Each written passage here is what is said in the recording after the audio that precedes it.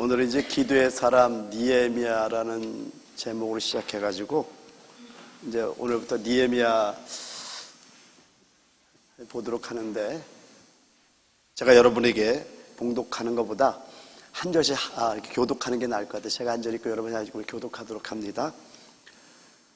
하갈의 아들 느헤미야의 말이라. 아닥사스다 왕 제20년 기슬럴에 내가 수상궁에 있는데 내 형제들 가운데 하나니가 두어 사람과 함께 유다에서 내게 이르렀기로 내가 그 사로잡힘을 면하고 남아있는 유다와 예루살렘 사람들의 형편을 물은 그들이 내게 이르되 사로잡힘을 면하고 남아있는 자들이 그 지방 거기에서 큰 환난을 당하고 능욕을 받으며 예루살렘 성은 허물어지고 성문들은 불탔다 하는지라. 내가 이 말을 듣고 앉아서 울고 수일 동안 슬퍼하며 하늘의 하나님 앞에 금식하며 기도하여 이르되 하늘의 하나님 여호와 크고 두려우신 하나님이여, 주를 사랑하고 주의 계명을 지키는 자에게 언약을 지키시며 국류를 베푸시는 주여, 간구하나이다. 이제 종이 주의 종들인 이스라엘 자손을 위하여 주야로 기도하며 우리 이스라엘 자손이 주께 범죄한 죄들을 자복하오니 주는 귀를 기울이시며 눈을 여시사 종의 기도를 들으시옵소서. 나와 내 아버지의 집이 범죄하여 주를 향하여 크게 악을 행하여 주께서 주의 종 모세에게 명령하신 계명과 율례와 규례를 지키지 아니하였나이다. 옛적에서 주께서 주의 종 모세에게 명령하여 이르시되 만일 너희가 범죄하면 내가 너희를 여러 나라 가운데 흩을 것이요. 다 같이요. 만일 내게로 돌아와 내 계명을 지켜 행하면 너희 쫓긴 자가 하늘 끝에 있을지라도 내가 거기서부터 그들을 모아 내 이름을 두려고 택한 곳에 돌아오게 하리라 하신 말씀을 이제 청하건대 기억하옵소서. 이들은 주께서 일찍이 큰 권능과 강한 손으로 구속하신 주의 종들이요 주의 백성이니이다. 주여 구하오니 귀를 기울이사 종의 기도와 주의 이름을 경외하기를 기뻐하는 종들의 기도를 들으시고 오늘 종이 형통하여 이 사람들 앞에서 은혜를 입게 하옵소서 하였나니 그때 내가 왕의 술관원이 되었느니라. 아멘. 지난주에는 이제 에스라서를 통해서 두 번의 설교를 여러분과 나눴는데, 에스라서도 1장이 11절까지 있는데 느헤미야서도 1장이 똑같이 11절까지 있습니다. 오늘 이제 11절 1장 마지막 절에 보니까 느헤미야가 왕의 술관원이 되었느니라로 1장이 끝나고 있어요. 근데 여러분, 여기서 우리가 한번 생각해 봐야 될 것은 누구의 술관원으로 있냐면은 자신의 나라를 파괴시킨 그 나라의 왕을 위해서 술관원이 돼서 술 시중을 들고 있다라는 거예요. 근데 여러분, 여기서 그냥 이렇게만 보고 넘어갈 것이 아니라 하나님께서 그곳에 있게 하신 것은 다 이유가 있다는 것을 우리가 알아야 된다는 겁니다. 여러분, 또 요셉을 잠깐만 봐봐요. 요셉이 형들의 그 모함으로 애굽의 감옥에 갇혀 있었지만요, 저는 뭘 생각할 수 있냐면 거기서 요셉은 자신의 꿈을 다시 한번 생각해 보지 않았을까라는 생각을 해볼 수 있다는 겁니다. 다윗왕은 어떻습니까? 여러분, 다윗왕은 10대, 20대도 아니고 10대 동굴에서 몸을 숨기면서 몇 년 동안을 보냈던 거 아십니까? 그게 10대 시절이란 말이에요. 모세는요, 광야에서 40년이라는 세월을 양무리의 뒷공문을 따라다니면서 음매하면서 똥을 치우면서 양을 따라다니면서 그 풀을 어떻게든 먹이려고 출애굽기 3장의 호리사단까지를 이끄는 장면이 있습니다. 근데 여기서 왜 40년이라는 세월을 그 양무리를 치고 있었는가를 한번 생각해 볼 필요가 있다는 겁니다. 여러분, 이스라엘 백성들이 노예 상태로 몇 년 있었죠? 400년 있었단 말이에요. 여러분, 노예 상태로 보낸 이 400년 동안 이 노예 상태로 보내고 있는 이스라엘 백성들을 인도해 내려면은요, 4년 정도의 시간으로는 안 된다라는 거예요. 그래서 40년 동안 준비가 필요한 겁니다. 자, 그러면은 여러분, 이러한 하나님의 관점에서 우리의 삶을 해석할 수 있다면요, 오늘 이 말씀을 통해서 여러분의 인생이 귀한 인생으로 변화될 줄 믿습니다. 제가 느헤미야를 읽으면서 이 구절이 너무나 크게 들어오는 거예요. 6장 15절 말씀인데요, 성경 역사가 52일 만인 엘룰럴 25일에 끝남에, 그래서 여러분에게 이게 도표를 좀 나눠드렸던 거예요. 이 도표를 한번 봐봐요. 여러분 여기 보면은 1차 귀환, 2차 귀환, 3차 귀환이 쭉 나와 있습니다. 근데 1차 귀환의 인도자는 누구죠? 스룹바벨입니다. 2차 귀환의 인도자는 에스라고, 3차 귀환의 인도자는 느헤미야인 거예요. 1차 귀환에 누굴 통해서 이들이 포로 귀환하죠? 스룹바벨이에요. 스룹바벨인데 2차 귀환이 몇 년 뒤에 이루어지냐면은 80년 뒤에 이루어집니다. 이거 잘 보셔야 돼요. 그럼 여러분 여기서 우리가 한 가지 볼 수 있는 것이 뭐냐면은, 지금 스룹바벨이 엄청난 지도자입니다. 행정가요, 아주 대단한 리더십을 가진 지도자였는데, 리더십을 가지고 대략 5만 명의 사람들을 이끌고 포로로 귀환해서 성전은 재건했습니다. 왜냐하면 4장 같은 데 보면은 엄청난 방에서 한 10여 년 동안 이게 성전을 재건하지 못하고 결국은 재건했어요. 근데 여러분 우리가 한번 생각해 봐야 될 게 뭐냐면은, 이 80년 다음에 왜 다시 에스라가 한 2,000명의 또 사람을 건드리고 귀환을 하는가를 알아야 된다는, 그러고 나서 14년 후에 느헤미야가 3차 귀환을 하는 겁니다. 이 과정을 좀 보셔야 됩니다. 1차 귀환, 2차 귀환, 3차 귀환이요. 근데 1차 귀환으로부터 80년이라는 세월은 짧은 세월이 아니잖아요. 그렇죠? 성전은 재건됐지만은 이들이 하나님을 모릅니다. 왜냐하면 70년 포로된 상태에서 돌아왔기 때문에 하나님에 대해서 거의 잃어버린 상태에다가, 그리고 우상을 섬기는 민족들과 혼인을 합니다. 그래서 에스라 9장과 10장에는 이 이방인의 혼인 문제를 해결한 걸로 꽉 차 있습니다.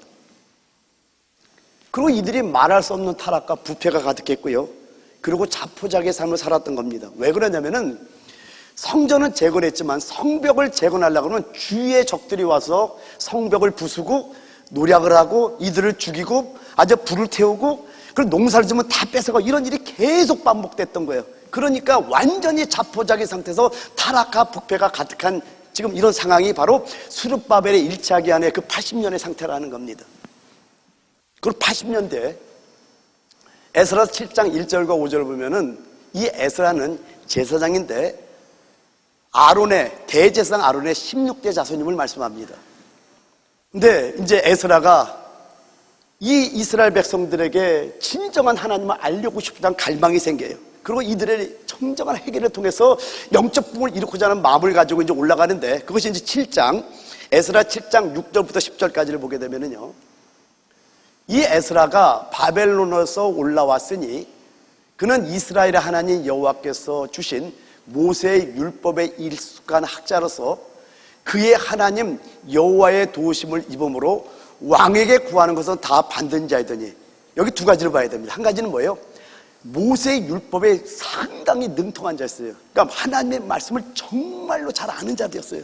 그리고 얼마나 신실했든지 왕에게 뭘 구하든지 여호와의 도우심을 입음으로 왕에게 구하는 건 다 받을 수 있는데, 좀 뒤에 보겠지만은 왕에게 구하지 않는 게 보이는 게 보입니다. 그리고 7절, 아닥삭다 왕 제7년에 이스라엘 자손과 제사장들과 레이 사람들과 노래하는 자들과 문지기들과 느디닌 사람들 중에 몇 사람이 예루살렘으로 올라올 때, 이 에스라가 올라왔으니 왕의 제7년 5째 달이라. 첫째 달 초하루에 바벨론에서 길을 떠났고 하나님의 선한 손에 도우심을 입어 5째 달 초하루에 예루살렘에 이르니라. 4달이 걸렸다라는 겁니다. 그리고 10절 다 같이 시작. 에스라가 여호와의 율법을 연구하여 준행하며 율례와 규례를 이스라엘에게 가르치기로 결심하였더라. 이 마음으로 올랐던 거예요.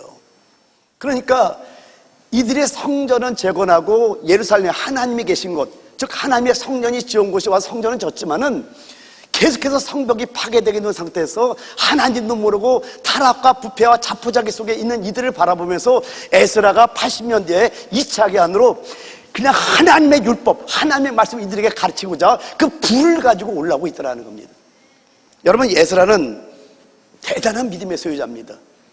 여기 8장, 에스라 8장 21절에서 23절을 보게 되면은 그때 내가 아하와 강가에서 금식을 선포하고 우리 하나님 앞에서 스스로 겸비하여 우리와 우리 어린아이와 모든 소유를 위하여 평탄한 길을 그에게 강구하였으니 22절 이는 우리가 전에 왕에게 아뢰기를 자 얼마나 담대한가 봐요. 우리 하나님의 손은 자기를 찾는 모든 자에게 선을 베푸시고 자기를 배반하는 모든 자에게 권능과 진노를 내리신다 하였으므로 길에서 적군을 막고 우리를 도울 보병과 마병을 왕에게 구하기를 어떻게 했다고요? 부끄러워하였으나 구했다는 거 안 구했다는 거예요? 안 구했다라는 겁니다.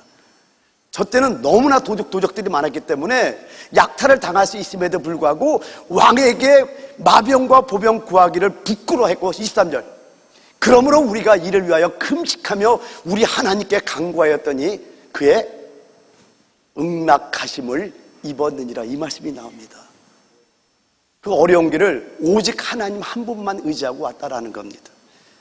그래서 에스라가 이렇게 예루살렘에 올라와서 에스라 또한 성벽 재건을 시도했던 겁니다. 근데 이 반대자들의 견제가 너무나 심한 거예요. 그래서 계속 빈번히 실패하고 또 실패하고 노력을 하지만 안 되는 겁니다. 근데 여러분 성벽의 의미를 좀 알아야 되는 게 성벽은 크게 두 가지 의미를 우리가 가질 수 있습니다. 첫 번째는 생존을 보장해주는 보벽 역할을 합니다. 여러분 이제 사극을 보셨으면 알겠지만은 저 성벽 위에서 화살을 쫙 쏘잖아요. 그럼 여기서는 이만한 뭐 바위 같은 걸 막 쏘아갖고 어떻게든 성벽을 무너뜨리려고 하잖아요. 왜 무너뜨리죠? 성벽을 통과하지 않고 성을 갖다가 함락할 수가 없기 때문에 성벽에서 싸움이 엄청나게 치열한 걸 우리가 드라마를 봤을 때 알 겁니다. 그만큼 성벽은 너무나 중요한 역할을 했던 겁니다. 그래서 모든 그 성 안에 있는 사람의 보벽 역할하는 게 성벽이었고요. 또 한 가지는 그 나라의 정치적인 자주권이 있음을 보여주는 것이기도 했습니다. 여러분 여리고성의 성벽이 얼마나 두꺼운지 아세요? 말 4마리가 끄는 말 있잖아요. 그게 성벽 위로 지나갈 정도로 넓었다고 합니다. 이거는 우리나라가 이만큼 강한 나라라는 걸 자부하는 그것이 성벽에 다 있었던 거예요. 그래서 성벽의 또 한 가지 의미는 그 나라의 정치적인 자주권이 있음을 보여주는 것이기도 했다라는 겁니다. 근데 여러분 이방 민족들이요 성벽을 쌓으려고만 하면은 그냥 와서 무너뜨리는 거예요. 사람을 죽입니다. 공사를 진척하지 못하게 만듭니다. 이게 스룹바벨의 시대도 있지만 에스라가 돌아와서도 마찬가지였다라는 거예요. 그래서 성벽이 없기 때문에 적들이 와서 마을을 불지르고요 재물을 훔쳐가고요 농사도 제대로 짓지 못하게 했던 겁니다. 그건 그거지만 예배도 못 드리는 겁니다. 그래서 이스라엘 백성들은 불안하고 힘든 삶을 간신히 영위할 수밖에 없었던 거예요. 이게 이제 느헤미야전의 상황을 좀 간략하게 요약해서 말씀을 드렸습니다. 에스라서를 다 설명할 수 없기 때문에 이해가 되셨죠? 뭔 말인지. 자 이제 느헤미야를 한번 들어가 보죠. 지금 느헤미야가 어디 있는 사람이냐면은 여러분 예루살렘으로부터 그 페르시아 수상궁까지는요 대략 1000km의 거리입니다. 그러니까 말을 타고 한 3, 4개월 걸려야지 오는 그런 거리였다라는 겁니다. 근데 느헤미야가 지금 아닥삭스 왕의 술관원으로 있었거든요. 여러분 술관원이라는 것은 그냥 술을 따르는 웨이터 정도가 아니라 지금으로 따지면 대통령 비서실장 같은 겁니다. 왜 그러냐면요 항상 왕들은 암살의 위험이 있었던 거예요. 그래서 아닥삭 왕의 선친도 이 암살당해서 죽은 자가 있단 말이에요. 그러니까 술관원으로 세울 때는요 엄청난 점검을 통해서 한 사람을 이렇게 세운다라는 거예요. 그래서 술관원인 이 느헤미야는요 왕의 공식 석상이나 아니면 사적인이 아니라 어디나 왕을 따라하면서 왕을 보필하고 또 한편에서는 왕에게 조언해 줄 수 있는 그런 지혜와 모략이 뛰어난 자라는 겁니다. 그리고 무예도 할 줄 알아야 되는 거예요. 사무엘상 16장 20절 간데 보면은 사울왕이 다윗을 병기든 자로 삼았다 그러잖아요. 병기든 자를 삼는다는 것은 그냥 병기를 들고 다닌다는 의미가 아니라 무에 능하다는 의미가 거기 있습니다. 그래서 그 사울의 아들 누구죠? 요나단도 항상 옆에 누굴 데리고 다녔죠? 병기든 자를 데리고, 그래서 둘이서 갖다 막 무찌르는 장면이 쭉 나오잖아요. 그러니까 병기를 든다라는 것은 그냥 무기를 들고 다니는 그런 보호자 역할이 아니라 무에도 능통했듯이 지금 니에미도 무에도 뛰어났던 사람이라는 겁니다. 그리고 술관원은요, 왕이 어떤 게 이렇게 하다가 생각이 안 나고 뭐 하면은 질문합니다. 그래서 왕의 조언에 대답할 수 있어야 됐고요. 그렇기 때문에 박식하고 지혜가 뛰어나야 됐다라는 겁니다. 그리고 과묵하고 또한 정직한 인격을 가져야 됐다라는 거예요. 그런데 여러분 생각해 보세요. 니에미아는 바사 사람이 아니에요. 페르시아 사람이 아니에요. 히브리계 이민자 2세입니다. 그럼 그런 자가 술관원으로 있다라는 것은 왕의 신임이 얼마나 뛰어난가를 우리가 알아볼 수 있다라는 겁니다. 자, 이런 느헤미야에 있어서 이제 느헤미야 1장 1절부터 3절은 이렇게 시작됩니다. 하갈의 아들 느헤미야의 말이라, 내가 아닥사스다 왕 제20년 기슬월에 내가 수상궁에 있는데 내 형제들 가운데 하나인 하나니가 두어 사람과 함께 유다에서 내게 이르렀기로, 내가 그 사로잡힘을 면하고 남아있는 유다와 예루살렘 사람들의 형편을 물은즉 그들이 내게 이르되, 사로잡힘을 면하고 남아있는 자들이 그 지방 거기에서 큰 환난을 당하고 능욕을 받으며 예루살렘 성은 허물어지고 성문들은 불탔다 하는지라. 느헤미야가 지금 이 소식에 엄청나게 충격을 받습니다. 근데 그냥 충격받은 정도가 아니라 4절에 보면은요, 내가 이 말을 듣고 앉아서 울고 수일 동안 슬퍼하며 하늘의 하나님 앞에 금식하며 기도하여. 여러분, 소식을 들었어요. 근데 바로 그 자리에 주저 막 통곡을 하며 우는 거예요. 그리고 거기서 잠깐 울고 끝난 것이 아니라 며칠 동안을 계속 통곡하며 울며 금식하며 하나님 앞에 기도하고 있었다라고 말씀합니다. 이 말은요, 그 전부터 자기 민족에 대한 사랑과 관심이 아주 그 안에는 가득했다는 걸 우리가 알 수 있다는 겁니다. 여기 느헤미야 이런 모습에서요, 몇 가지 중요한 사실들을 우리가 배울 수 있습니다. 오늘 두 가지만 말씀할 건데, 첫째는요, 우리 인생에 엄청나게 큰 터닝 포인트가 되는 사건도 오늘날 갑자기 그냥 매일의 평범한 순간에 찾아올 수 있다는 사실입니다. 느헤미야는 그날도 그냥 출근한 거예요. 어디요? 수상궁에, 페르시아 수상궁에 출근해가지고 그 왕의 술을 만들고 또 술에 뭐가 섞여 있는지 보고 맛도 보고 뭐 이러면서 있었어요. 그런데 저 하나니는 느헤미야 7장 1절 2절 보면은 느헤미야의 친동생임을 알 수 있습니다. 그러니까 하나니와 친동생과 여러 사람이 예루살렘의 소식을 그냥 왔는데 그날 이렇게 전하는 걸 듣게 되는 겁니다. 그냥 정해진 스케줄대로 하루를 시작했을 텐데 하나님을 만나는 사건을 하나님이 안배하고 있다는 겁니다.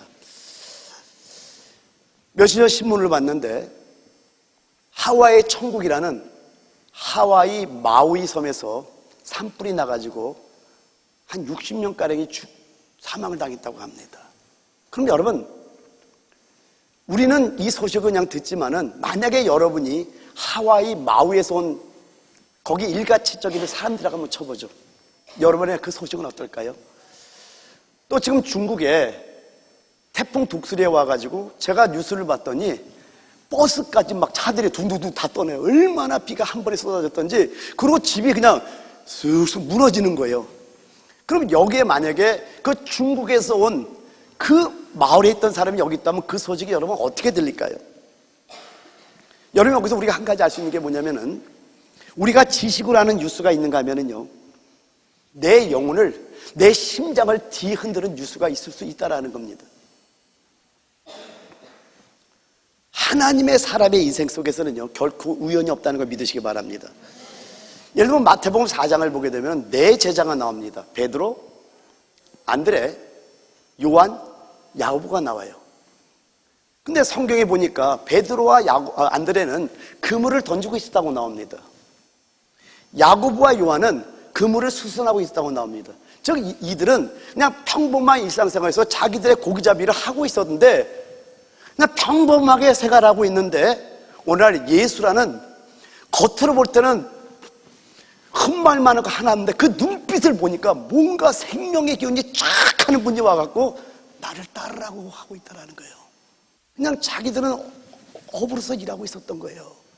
그들의 인생이 완전히 전환되는 놀라운 사건이 여기서 벌어지고 있다는 겁니다. 사사기 7장에는 어떤 사건이 나옵니까? 6장부터 쭉 나오지만 기도원 사건이 나오잖아요. 큰 용사예요. 그 겁쟁이를 하나님은 큰 용사라고 말합니다. 여러분들 큰 용사인 걸 믿으시기 바랍니다. 그런데 미디안이 쳐들어온 거예요. 그래서 미디안과 싸우러 나갔는데 하나님께서 너무 많다.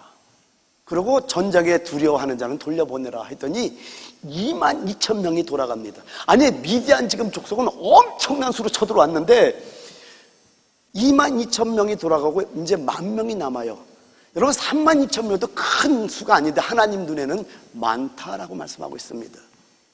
근데 10,000명의 숫자 중에서도 너무 많으니까 내가 한 가지 시험을 할 테니까 그 시험을 통해서 내가 택할 자와 돌려볼 자를 구분한다고 하는데 그 시험이 뭔지 아세요? 그냥 물 마시는 거예요. 아무것도 아닌 일로 하나님이 시험해 본다라는 겁니다. 그 중에 한 무리는 무릎을 꿇고 그 물에다 머리를 대고 그냥 콜콜 마시는 사람이 있고 한 무리는 주위를 둘러보면서 손에서 물을 떠가지고 개처럼 물을 핥아먹는 무리가 있습니다. 그때 하나님께서 뭐라고 말씀하시냐면 물을 개처럼 핥아먹는 그 300명을 택해서 이 전쟁에 참석한 나머지 다 돌려보내라고 말씀합니다. 뭐로 시험했다고요? 물 마시는 작은 일을 통해서 시험하고 있다는 겁니다. 여러분 하나님께서는요 아주 작은 일을 통해서 우리를 찾아온다는 걸 여러분 잊지 마시기 바랍니다. 그래서 우리도요 평범한 장소 그냥 평범한 대화 그런 평범한 장소나 평범한 대화 속에서 하나님의 부르심을 받을 수 있다는 겁니다. 그래서 우리는 항상 껴있어야 되는 거예요. 여러분 오늘 노요셉 목사라는 종을 통해서 그냥 평범한 매주 오는 예배 속에서 하나님께서 여러분에게 놀라운 인생의 전환을 일으킬 수 있다는 것도 믿으시기 바랍니다. 할렐루야. 두 번째요, 느헤미야는요 예루살렘과 거기에 있는 자기 민족의 상황을 늘 알고 싶어 했다는 사실입니다. 동생 하나님과 여러 사람들의 소식을 들었을 때 거기에 앉아서 통곡하며 우는 걸로 끝나는 거 아니라 수일 동안을 금식하며 기도했다는 것은 그 마음속에는 항상 자기 민족의 사랑과 관심이 가득했다는 걸 우리 알 수 있다는 거예요. 여기서 우리가 한 가지 알아야 되는 것은 따라합니다. 영적 부담감은 하나님이 주시는 것이다. 여러분 느헤미야의 마음을 좀 아셔야 돼요. 지금 헐벗고 굶주리고 있을 자기 민족을 잊지 않고 있었던 겁니다. 그렇게 하나님과 여러 사람과 와서 말씀을 전할 때 앉아서 울며 통곡하며 금식하며 기도했던 겁니다. 여러분 느헤미야가 주저앉아서 통곡했던 이유가 있어요. 보이는 거예요. 느헤미야 속에서 막 보이는 게 뭐가 그냥 피골이 상접한 얼굴로 거리를 헤매다니는 자들이 보이는 거예요. 어른이든 아이들은 계속 적의 공격을 받고 성벽이 무너지고 석박 불타는 게 보이니까 그냥 그게 보이는 거예요. 그러니까 막 고통스러우니까 그 자리에서 막 통곡을 하며 울면서 그걸로도 못 견디니까 금식을 하면서. 왜요? 밥을 먹을 수가 없는 거예요. 자기 민족의 고통을 보면서. 그러니까 여러분 여기서 우리가 다시 한번 한 가지 알아야 되는 게 뭐냐면은 그냥 지식으로 아는 뉴스가 있는가 하면은 여러분의 영혼을 심장을 막 그냥 찢듯이 막 불타오르는 그런 뉴스가 있는 거 여러분 아셔야 된다는 거예요. 느헤미야가 그런 영혼을 찢는 그런 소식을 들려온 거예요. 하나님 이걸 어떡합니까? 내 민족을 어떡합니까? 하나님 나는 지금 왕의 왕궁에서 수시죽을 들면서 호요식하면서 산의 진물을 누리고 있는데 하나님 내가 이걸 누릴 수가 없어 하면서 지금 눈물로 기도하고 있다는 겁니다. 여러분 우리가 무엇 때문에 웃고 우는가 하는 것은요 그 사람의 인격을 보여줍니다. 남의 실수나 남의 잘못된 걸 보고 여러분 비웃는다든가 아니면 자기의 자존심 상해서 운다면은요 그 사람의 인격은 얕다고 밖에 볼 수 없는 겁니다. 근데 여러분 하나님의 사람들 한번 보죠. 그들이 왜 우는지 아세요? 하나님을 모르고 살아가는 영혼들이 불쌍해서 그들이 울었던 거예요. 하나님의 사람들은요, 하나님을 모르고 살아가는 영혼들이 불쌍해서 울었던 거예요. 예레미야 그랬고요, 사도 바울이 특히 예수님도 그랬던 겁니다. 옛날에 대학교 때 하도 친구가 UBF의 목자이기 때문에 수련회를 가자 쫄라서 제가 동두천에 있는 UBF 수련회를 갔던 것이 기억납니다. 너무나 은혜가 되고 뜨거워서 점심시간에 밥을 먹을 수가 없었어요. 그래서 5분 정도 올라가면 본당이 있는데 아무도 없는 본당에서 잠깐 무릎을 꿇었는데 2시간이 넘었더라고요. 한 세션이 다 끝났는데도 저는 기도하고 있었던 걸 몰랐던 거예요. 그런데 하나님 환상을 열어주셨어요. 어느 로마 병직이 예수의 손과 발에 못을 박는 엄청나게 큰 해머였어서 그걸로 못을 박는데 점점 이게 클로즈업돼 그 로마 병직의 얼굴을 딱 보는데 그게 제 얼굴이었던 거예요. 그래서 가슴을 찌고 통곡하며 그냥 울었는데 얼마나 땀이 흘렸던지 앞이 다 젖었던 거예요. 옷이 다 젖었고요. 그러고 내려왔어요. 영안을 열어주셨습니다. 지나가는 사람들을 보는데 해골로 보이는 거예요. 어떤 사람은 사람으로 보이는데 어떤 사람은 해골로 보이는 거예요. 그러니까 못 견뎌갖고 그를 찾아갖고 예수 믿으셔야 된다고, 천국 가셔야 된다고, 예수 믿어야 지옥 가지 않는다고 막 말씀을 전하면서 막 눈물로 막 전했던 것이 기억이 납니다. 영안이 열리니까 그들의 상태가 보이니까 그렇게 전하게 되더라는 겁니다. 여러분, 느헤미야서가 얼마나 놀라운지 아세요? 느헤미야서는 기도로 시작해서 기도로 끝납니다. 그리고 중간에 기도가 11번이 나와. 그러니까 느헤미야서 전체는 완전히 기도로 도배하고 있다는 거예요. 그리고 기도로 시작하고 기도로 끝나는 거예요. 여러분, 기도가 얼마나 중요한지를 아셔야 됩니다. 여러분이 10년 일해도 안 될 일을 10분 기도함으로 간단히 이뤄낼 수 있는 겁니다. 우리가 일할 때는 우리가 일할 뿐이지만요, 기도할 때는 누가 일해요? 하나님이 일하시는 겁니다.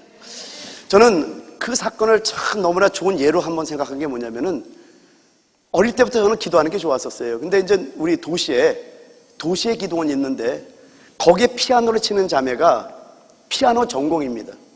근데 그 원장님이 영관이 대단한 여자 원장님이었었어요. 그런데 거기는 찬양을 하면은 우리는 이렇게 내 영혼의 그 깊은 데서 맑은 가락이 울려나네 하면서 너무나 아름답게 찬양하잖아요. 거기는 그런 게 없어요. 2분의 2박도 아니야. 2분의 1박이야. 변찮는 주님의 사랑과, 이게 아니에요. 변찮는 주님의 사랑과 거룩한 보혈의 공로, 숨도 못 쉬고 찬양합니다. 근데 그 자매가 그걸 타닥타닥 너무나 잘하는 거예요. 근데 그 자매가 고3인데 한 번도 빠지지 않고 기도를 참석합니다. 서울대 수석으로 들어갔습니다. 거기서 제가 깨달은 게 있어요. 마르틴 루터는요, 종교개혁가 마르틴 루터는요, 시간이 없으면 더 기도를 많이 했다고 합니다. 왜요? 하나님의 도심을 받아야 되기 때문에. 다시 한번 얘기합니다. 10년 일해도 안 될 일을 10분 기도함으로 간단히 이뤄낼 수 있다는 걸 여러분 믿으시기 바랍니다. 그래서 여러분, 어렵고 힘들수록 바쁜 일일수록 더 기도하셔야 되는 거예요. 근데 예루살렘에 있는 그 이스라엘 백성들의 입장에서 한번 생각해 보죠. 여러분, 성벽을 재건한 일을 한번 봐봐요. 스룹바벨이 80년 동안 성전을 재건했어. 근데 이 성벽을 재건하는데 계속해서 외적들의 침입으로 말미암아 성벽을 무너뜨리고 불태우고 집도 불태우고 노략질해가고 농산거 다 뺏어가고, 하여튼 너무나 좌절 속에 있어요. 그래서 에스라가 80년에 또 갔어. 에스라도 그들을 회개시키고 하나님의 말씀, 율법을 통해서 그들의 막 영적 부흥을 일으켰지만은 성벽 재건을 하려면은 계속되는 공격 때문에 안 되는 거예요. 이런 좌절 속에서 완전히 이들은 자포자기 상태에 있었던 겁니다. 근데 여러분, 한번 생각해 보세요. 바사 왕국에서 온 그 2세 교포가 이 성벽 재건을 해낸다? 그것도 52일 만에. 여러분, 꿈이라도 생각할 수 있는 일이에요. 그것도 1000km나 엄청나게 먼 거예요. 지금은 1000km가 그렇게 먼 것 같지 않지만은 그 당시에는 4개월 동안 왔다니까요. 지금 엄청난 거리에 있는 교포 2세가, 그것도 젊은 느헤미야가 와서 52일 만에 성벽을 재건한다는 걸 생각해 볼 수 있냐라는 겁니다. 이것만 그럽니까? 여러분 출애굽기 14장 홍해 사건 한번 봐봐요. 400년 동안 종살이했던 이스라엘 백성들이 전부 다 나가. 처음에는 어쩔 수 없이 10가지 재앙 때문에 내버려뒀지. 그럼 바로의 입장에서 한번 생각해 보세요. 그거 보낼 수 있어요, 없어요? 저것들이 400년 동안 내 종살이하고 나가 특별병거, 병거, 마병 다 끌고 나왔잖아요. 그런데 이스라엘 백성들의 입장에서 한번 보죠. 홍해 앞에 이들은 다 죽었다고 모든 걸 자포자기할 상태라는 거예요. 그런데 하나님께서 여호와께서 이 행하시는 일을 보라 그러고 막대기 하나 손 내밀래. 여러분 다음번에 얘기하겠지만은요, 우리는 하나님께서 영적으로 부담을 주는 그 무엇만 생각하면 돼요. 어떻게는 하나님의 전공입니다. 어떻게 홍해를 갈라요? I don't know. 근데 성경에서 말씀하잖아요. 하나님의 말씀에 순종만 해라. 지팡이를 내밀라. 홍해가 갈라지는 역사가 있다는 겁니다. 여호수아 6장으로 넘어가서 여리고 사건 한번 보죠. 매일 한 바퀴만 돌래요. 그러면 제사장이 그냥 양강 나팔을 불면서 그냥 가면 그냥 돌고 오는 거예요. 그리고 마지막 날 7째 날은 7바퀴를 도는데 그 7일 동안에 입에서 말을 내지 말라고, 불평하지 말라고, 어떤 말도 내지 말라고 말씀합니다. 그리고 마지막 날 양락 나팔을 길게 울리면, 그냥 처음에는 그냥 뿜빠하는데 이게 뿜 하면은 그때 여호사가 외치라 하면은 이들이 다 같이 할렐루야 외쳐봅니다. 시작. 외칠 때 그 엄청나게 넓이 지은 여리고성이 무너진다는 게 여러분 꿈이라도 생각할 수 있는 일이에요? 요한복음 11장에는 어떤 사건이 있습니까? 죽은 지 이틀이 지났는데 나흘이 지날 때까지 기다리래. 병들었다고 했는데 병들었다는 소식을 듣고 이틀 더 유해갖고 죽은 지 나흘이 될 때까지 기다렸다가 주님께서 썩은 내가 나는 나사로야 나오라 하니까 나온다니까요. 누가복음 7장에 나인성 과부에 대한 얘기가 나오잖아요. 저는 여기서 한 가지를 배운 게 있어요. 하나님이 원하는 제사는 상한심령입니다. 나인성 과부가 독자 아들이 죽은 걸 놓고 주님께 요구한 적이 단 한 번도 없어요. 근데 어머니의 그 상한 마음을 알아. 예배도 마찬가지예요. 여러분이 그냥 앉아서 예배드리는 분과 상한 마음으로 하나님께 예배드리는 그 상한 마음이 주님을 여러분에게 막 끌어가는 역사가 있다는 걸 믿으시기 바랍니다. 예배는 살아있는 예배가 돼야 돼요. 상한 심령으로 주님 없이는 못 산다는 예배로 올 때 주님이 그런 자에게는 끌려갖고 그냥 관에다 손 올렸더니 청년이 그냥 일어나는 역사가 있다는 겁니다. 이렇게 성벽을 재건하는 일은 바사 왕국에서는 교포 2세가 해낸다? 도무지 상상할 수 없는 일을 하나님이 지금 하시고 있다는 겁니다. 그래서 하나님께서는요, 우리가 보기에 불가능한 문제도 하나님은 가볍게 해결할 수 있다는 걸 믿으시기 바랍니다. 저는요, 예측 못한 응답을 수도 없이 받아왔습니다. 근데 이런 응답을 받아본 사람은요, 재미가 있는 거예요. 그래서 재미가 들려서 자꾸 기도하게 되는 거예요. 요즘 이런 기대를 갖고 제가 기도하고 있는 거 아세요? 기도를 하면 할수록 뭔가 재미가 있는 거예요. 왜요? 예측 못하게 우리가 생각한 그 길로 오시지 않고 항상 상상할 수 없는 길로 하나님께 오시기 때문에 여러분의 기도의 축복의 길에서 축원드립니다. 한번 예를 한번 보죠. 우리가 이제 과테말라 꼬반에 산타 마리아 처치의 건물을 우리가 건축원금을 보내서 그 건물이 거의 다 지금 완성돼 가고 있을 줄 압니다. 근데 여러분, 그 산타 마리아 교회에 만난 에드가르라는 형제가 있어요. 나는 이 형제의 말을 듣고 얼마나 은혜를 받았는지 아세요? 목회자 세미나를 인도했잖아요. 제가 그 나사렛 고단의 목사님들을. 근데 에드가르가 내가 오라고 데리고 오라고 해서 선교사님. 근데 왔어. 일을 그만두고. 거기는 하루 버는 게 굉장히 중요한 나라에 그만큼 가난해요. 왔는데 거기서 울면서 에드가르가 뭐라고 얘기했는지 아세요? 자기 집을 지려고 벽돌을 사놨대요. 근데 그 벽돌을 하나님의 성전을 짓기 위해서 먼저 갔다가 기초 벽돌을 쌓은 거예요. 그 벽돌을 우리가 다 져준 겁니다. 나는 그 형제의 그 벽돌 하나하나 올린 그 마음을 하나님이 저는 받았다고 봅니다. 제가 금요일 날 로마서의 결론에 대해서, 우리가 목요일까지가 읽었던 성경이 로마서잖아요. 로마서의 결론이라는 제목 여러분이 말씀을 나눈 거 기억할 줄 압니다. 근데 여러분, 다른 바울의 서신은 그런 결론이 없어요. 근데 로마서는요, 15장 14절부터 16장 20절까지 엄청나게 긴 결론을 쓰고 있어요. 왜요? 그러면 여기는 반드시 바울이 어떤 목적을 가지고 쓴다는 걸 우리가 찾아내야 되는 거예요. 그 보화를 찾아내야 되는 겁니다. 근데 여러분, 로마서의 결론에서 바울이 뭘 얘기를 하냐면은 복음의 최종 완성이 뭔지를 우리에게 보여주고 있어요. 복음의 최종 완성이 뭐죠? 새 예루살렘 성입니다. 뉴 제루살렘. 근데 여러분, 이게 여러분이 아셔야 되는 게 뭐냐면요, 제가 계속 강조하죠. 여기서 예루살렘을 보지 못하면은 저기 있는 예루살렘 우리가 관계 있다 없다? 없다라는 거예요. 제가 휴거에 대해서 말씀했잖아요. 휴거의 그 의미는 뭐냐? 주님의 임재 안으로 이끌려지는 게 휴거예요. 이 말은 뭐냐면 오늘 여기 안에서 주의 임재 안에 살지 않으면 우리 휴거 못 받아요. 그러니까 이거에 대한 실제가 뭐예요? 교회 생활이에요. 교회 생활. 그래서 제가 이 설교를 금요일날 준비하면서 왜 이 설교를 준비하게 됐냐면은 여러 가지가 있지만은 거기에 1절, 2절에 보면은 일꾼, 집사, 베베자매를 추천한단 말이에요.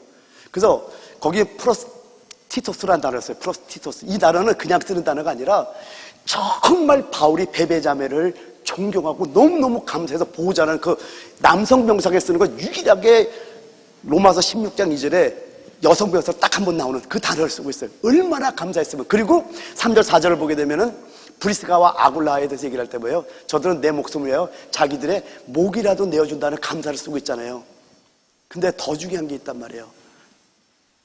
로마서 16장 1절, 로마서 16장 4절, 로마서 16장 5절, 로마서 16장 19절, 로마서 16장 24절 5번이나 교회에 대한 얘기를 하고 있다는 거예요. 그게 비밀인 거예요. 여러분, 그래서 이 실제적인 교회 생활, 연합된 교회 생활이 왜 중요하냐? 지금 우리는 바벨론에서 지금 예루살렘 우리도 올라가고 있는 거예요, 지금.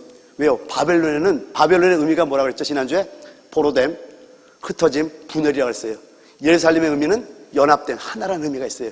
예루살렘에는 하나님이 계시고 예루살렘에서만 성전이 건축되는 거예요. 아멘이죠? 그러니까 이 교회 생활은 그냥 교회 생활이 아니라 로마서 16장 20절에 평강의 하나님이 속히 사단을 너희 발 아래서 상하게 하시리라. 그 너희 발이 어떤 발이냐? 연합된 교회 생활하는 교회를 말하는 거예요. 하나된 건축이 있는 교회를 말하지 흩어지고 분열된 교회에서는 절대로 사단이 우리 발 아래 상하지를 않는 거예요. 아멘입니까? 그래서 여러분, 여기서 여러분이 강조했던 게 뭐냐면 저에게 영적인 부담감이 있기 때문에 여러분에게 강조했던 거예요. 거기서 세 가지가 있었던 거예요. 바울은 그리스도를 가지고 이방인에게 갔던 겁니다. 여러분, 그리스도를 가지고 가야 그리스도를 공급하는 거거든요. 그래서 그들에게 뭘 공급했냐? 그 생명이 뭐냐? 그리스도를 생명으로 공급했던 거예요. 근데 돌아올 때는요, 물질을 가지고 유대에 있는 성도들에게 돌아왔던 거예요. 자, 보세요. 지금 유대의 성도들은 예수를 믿기 전에 계책을 받았던 자들이에요. 유대인들은 이방인들을 개나 돼지 취급합니다. 그런데 이들이 예수를 영접하고 그 그리스도를 공급받고 생명이 들어오니까 회개하기 시작합니다. 거듭납니다. 거룩하게 됩니다. 변화됩니다. 그러니까 자기들의 생명이 물질을, 자기들을 욕했던, 자기들을 아주 얕잡아봤던 유대인들에게 그대로 생명 같은 물질을 그들에게 보내고 있더라는 거예요. 이게 생명의 열매라는 거. 할렐루야. 그리고 세 번째는 뭐예요? 그리스도의 충만한 복을 가지고 로마를 방문하기를 기대했던 거예요. 왜요? 바울은 처음 했잖아요. 지금 유대인들을 이방인들에게 복음을 가지고 그 생명을 공급했더니 이들이 막 변화되는 걸 봤잖아요. 변화되는 걸로 끝나는 거 아니라 그때 이들이 그냥 기도로만 바울 형제님, 우리가 유대에 있는 형제들에 대해서 기도할게 이렇게 하지 않았다는 걸 아십니까? 실질적으로 자기들의 사랑의 표현으로 물질을 보냈다라는 겁니다.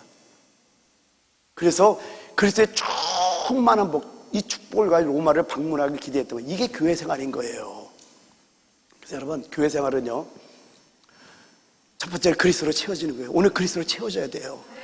이해하는 게 아니에요. 생명으로 채워져야 돼요. 두 번째는요, 물질의 전달을 통해 사랑으로 채워지는 겁니다. 먼저는 우리 안에서 사랑으로 서로 어려운 사람을 돌보고, 이제는 저 어려운 우리 섬겨주는 우리 눈을 돌려야 됩니다. 그 세 번째는요, 그리스도의 충만한 복으로 채워지는 거예요. 그래서 여러분, 앞으로 우리 워싱턴 배단역 할 일이 여기 숨어 있는 거예요. 이게 우리 워싱턴 배단역에 주는 영적인 부담감인 겁니다. 첫 번째는요, 이제 여러분이 그리스도로 채워질 줄 믿습니다. 채워진 그리스도를 가지고 중미로, 남미로, 세계로 가서 그리스도를 공급해야 되는 거예요. 이게 우리 교회가 할 일이에요. 두 번째는 뭡니까? 물질로 사랑의 표현이 있어야 됩니다. 그 물질을 주시는 건 우리가 먹고 누리라고 주는 게 아니에요. 여러분, 느헤미야는 산의 진미를 누렸었어요. 왕궁에 있다니까. 왕의 비서실장 같은 사람이라니까요. 그런데 그 자기 민족의 고통을 보면서 수일을 금식하며 기도할 수밖에 없었던 거예요. 먹을 수가 없는 거예요. 그런 영적인 여러분 사랑이 우리 안에 있어야 되는 거예요. 그 세 번째는 뭐예요? 그리스도의 충만한 복, 그리스도의 충만함 속에서 축복에, 그리스도의 충만한 축복에 서로 참여하기를 기대해야 된다는 거예요. 할렐루야. 그래서 사랑하는 성도 여러분, 여러분이 도와야 할 사람들이나 도와야 할 일이 있을 때 비겁하게 등을 돌려서는 안 됩니다. 외면해서는 안 된다는 거 여러분 잊지 마시길 바랍니다. 자, 느헤미야 1장 5절에 이제 느헤미야 기도가 시작되는데요. 같이 한번 읽어보죠. 시작. 이르되 하늘의 하나님 여호와 크고 두려우신 하나님이여, 주를 사랑하고 주의 계명을 지키는 자에게 언약을 지키시며 국류를 베푸시는 주여 간구하나이다. 여기 크고 두려우신 하나님이 영어로 보면은 The Great and Awesome God이라고 되어 있어요. 저 뜻을 그대로 해석하면은 위대하고 멋지신 하나님, 이렇게 기도가 시작됩니다. 여러분, 기도도 굉장히 중요합니다. 하나님을 기쁘게 할 필요가 있어요. 우리 하나님은 위대하고 멋지신 하나님이다. 한번 고백합니다. 시작. 우리 하나님은 위대하고 멋지신 하나님입니다. 여러분, 우리의 삶의 핵심이 여러분 뭐라고 생각합니까? 우리의 신앙생활의 핵심이 뭐라고 생각합니까? 그 핵심은 예배입니다. 예배는 우리의 심장과도 같아요. 예배는 반드시 성공해야 됩니다. 그러면 예배의 핵심이 뭐냐라는 거예요. 여러분, 예배의 핵심은요, 하나님의 하나님 되심을 바라보는 거예요. 하나님의 하나님 되심을 인정하는 거예요. 하나님의 하나님 되심을 높여드리는 거예요. 이게 예배인 거 여러분 잊지 마시기 바랍니다. 여러분 자신 한번 좀 점검시켜 드릴게요. 여러분이 힘들어하고 헤매는 이유가 뭔지 아세요? 여러분이 힘들어하고 헤맬 때 한번 여러분 그 생각하면서 들으셔야 됩니다. 상황이 힘들어서 그럴까요?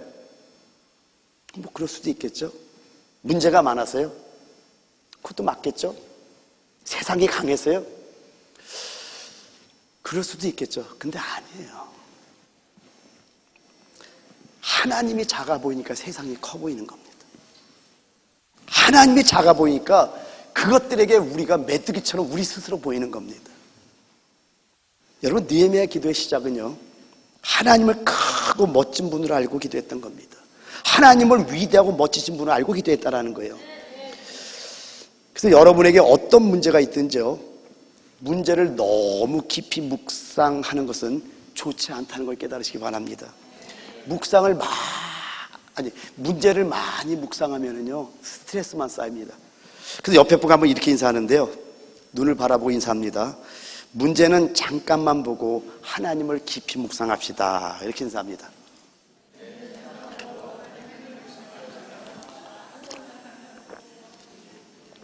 문제는 안 볼 수가 없잖아요. 그러니까 잠깐만 보고 하나님을 깊이 묵상하면은 하나님께서 모든 일을 이루는 역사가 임할 줄 믿습니다.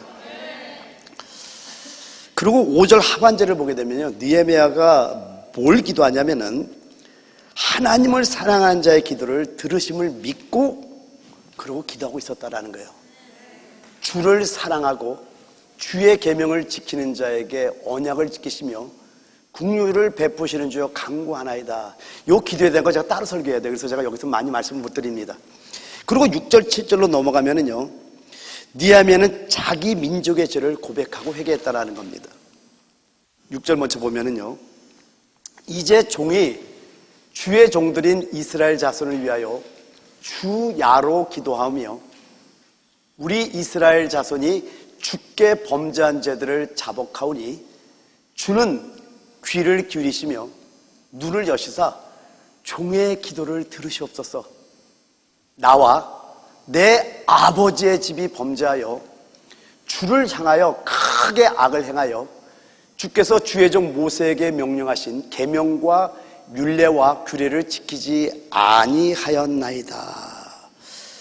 지금 하나님께 불순종하고 죄에 빠진 자신의 민족에 대한 죄를 회개하면서 지금 16절에 자신을 포함시키고 있다는 걸 여러분 아셔야 돼요. 나와 내 아버지 집이 범죄했다는 얘기를 하고 있다는 거예요. 여러분 한번 생각해 보죠. 니에미아가 이 죄에 동참했나요? 아니, 이민 교포 2세라니까요. 이 죄랑 아무런 관계가 없는데 지금 이 죄에 대해서 나와 내 아버지의 집을 포함해서 지금 회개하고 있다는 거예요. 이건 너무나 중요합니다. 또 느헤미야 1장 이제 마지막 절로 이제 11절을 같이 한번 읽어봅니다. 시작. 주여 구하오니 귀를 기울이사 종의 기도와 주의 이름을 경외하기를 기뻐하는 종들의 기도를 들으시고 오늘 종이 형통하여 이 사람들 앞에서 은혜를 입게 하옵소서 하였나니 그때 내가 왕의 술관원이 되었나니라. 여러분 여기서 우리가 이제 니에미아가 1절부터 3절까지 하나님과 그 사람들의 예루살렘에 대한 상황을 들었어요. 그리고 4절에 그걸 듣고서 땅에 주저앉아서 울며 수일 동안 금식하며 기도하면서 5절부터 11절까지 기도가 나오잖아요. 근데 여기 기도에 놀라운 비밀이 있더라고요. 여러분 니에미야 1장 1절에는 아닥사스다 왕 제20년 기슬러레 이렇게 시작되고 느헤미야 2장 1절은 아닥사스다 왕 제20년 니사노레 이렇게 시작됩니다. 그래서 2장 1절부터 8절까지 보면은 느헤미야가 이렇게 수일 동안 금식하며 기도하다가 이제 하나님 앞에 4개월 동안 기도하는데 그 기도할 때 기도만 한 것이 아니라 뭔가를 준비하며 계획하며 그 기도를 하고 있다는 걸 여러분 쫙 나옵니다. 아, 느헤미야는 정말 지혜의 사람이었구나. 그래서 여러분 느헤미야 2장 1절부터 8절은 다음 주에 이제 설교를 하겠지만은 오늘 제가 7단계로 느헤미야가 기도하면서 뭘 계획했는가 여러분이 알려드리려고 그래요. 그래서 우리도 이제 기도하는데 우리에게 영적 부담감을 주셨잖아요. 그러면 앞으로 우리가 해야 될 일인데 여러분 어떤 사람은 눈의 연세가 있습니다. 어떤 사람은 귀의 연사가 있습니다. 어떤 사람은 발의 연사가 있습니다. 어떤 사람은 심장의 연사가 있습니다. 어떤 사람은 브레인의 연사가 있습니다. 그러면 그 은사를 다 달라요. 주는 게 다 다르지만은 이제 여러분에게 우리 교회를 향한 영적 부담감을 하나님 줄 걸 믿습니까? 반드시 줄 거라고 믿어. 왜요? 우리가 한 명 됐기 때문에. 할렐루야. 그럴 때 이 느헤미야 이 지혜를 우리가 좀 배워야 돼요. 자, 느헤미야 2장 1절부터 8절까지 한번 볼게요. 아닥사스다 왕 제20년 니산월에 왕 앞에 포도주가 있기로 내가 그 포도주를 왕에게 드렸는데 이전에는 내가 왕 앞에서 수심이 없었더니 왕이 내게 이르시되 내가 병이 없거늘 어찌하여 얼굴에 수심이 있느냐 이는 필연 내 마음에 근심이 있음이로다 하더라. 그때 내가 크게 두려워하여 왕께 대답하되 왕은 만세수를 하옵소서.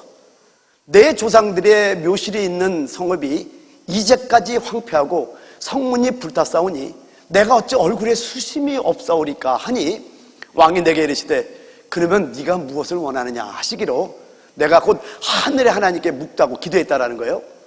왕에게 아뢰되 왕이 만일 좋게 여기시고 종이 왕의 목전에서 은혜를 얻었사오면 나를 유다 땅 나의 조상들의 묘실이 있는 성읍에 보내어 그 성읍을 건축하게 하옵소서 하였는데 그때 왕후도 왕 곁에 앉아 있었더라. 왕이 내게 이르시되 네가 몇 날에 다녀올 길이며 어느 때에 돌아오겠느냐 하고 왕이 나를 보내기를 좋게 여기시로 내가 기한을 정하고. 여기서 다음 주에 얘기하겠지만 저 왕후도 왕 곁에 앉아 있었다라는 거 하나님이 세팅해 놓은 걸 한번 보세요. 저게 공적인 자리가 아니라 사적인 자리라는 거 아십니까? 공적인 자리면 절대로 이게 허락이 안 되는 걸 아세요? 이거 다음 주에 얘기할게요. 그런 내용도 지금 얘기 못해요. 그 7절 내가 또 왕에게 아뢰되 왕이 만일 좋게 여기시거든 강 서쪽 총독들에게 내시는 조서를 내게 주사 그들이 나를 용납하여 유다에 들어가까지 통과하게 하시고 8절 다 같이 시작. 또 왕의 삼림감독 아삽에게 조서를 내리사 그가 성전에 속한 영문의 문과 성곽과 내가 들어갈 집을 위하여 들보러 쓸 제목을 내게 주게 하옵소서 하며 내 하나님의 선한 손이 나를 도우심으로 왕이 허락하고. 여기서 한 가지 우리가 알아야 되는 게 뭐냐면요, 기슬롤은, 여러분 유대의 어떤 달력을 보면은요, 성력이 있고 보통력이 있습니다. 그리고 또 우리 태양력과 또 달라요. 그러니까 니사노라면은, 니사노는 아비벌이거든요. 그러면 성력으로는 1월이고 종교력으로는 7월이야. 근데 우리 보통력으로는 우리 태양력으로는 4월이에요. 그러니까 기스르롤은 10월이라고 한다면은 니사노는 4월이에요. 그럼 몇 개월을 기도했다라는 거예요? 4개월을 아무한테 얘기 안 하고 기도하고 있는 거예요. 근데 지금 이 2장 1절부터 8절까지 보면은 기도 중에 느헤미야가 그냥 막연하게 기도하는 것이 아니라 하나님이 영적인 부담감을 줬잖아요. 울면서 수일 동안 금식하며 기도했잖아요.